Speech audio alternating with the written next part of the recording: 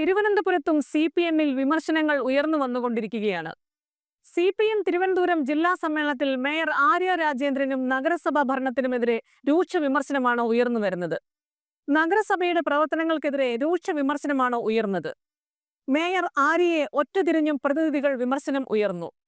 നഗരത്തിലെ വിവിധ പ്രശ്നങ്ങൾ ചൂണ്ടിക്കാട്ടിയാണ് ആര്യക്കെതിരെ വിമർശനം ഉയർന്നത്.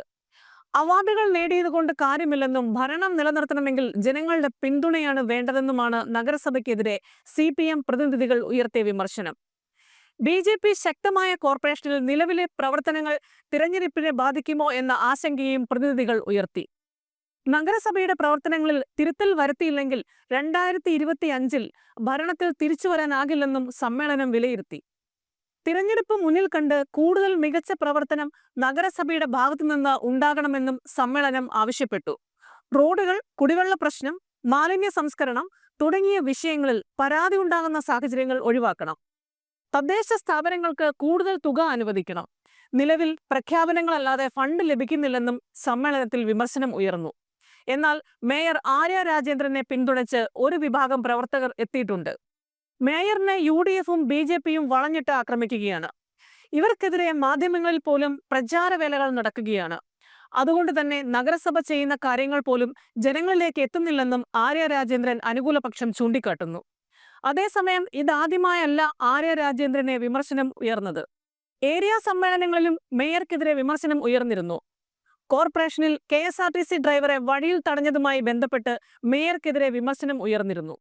CPM ജില്ലാ കമ്മിറ്റി യോഗത്തിലും അവർക്കെതിരെ വിമർശനം ഉയരുകയുണ്ടായി.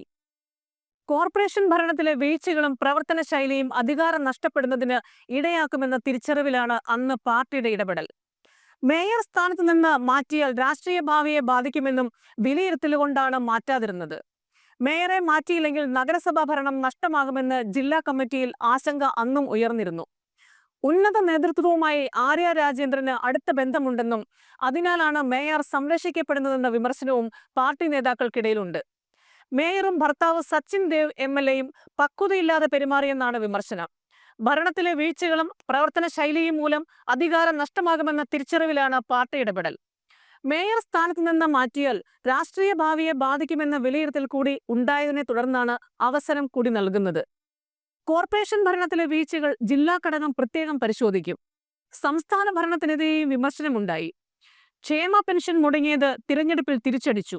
ജീവനക്കാരും പെൻഷൻകാരും സർക്കാരിനെതിരായി.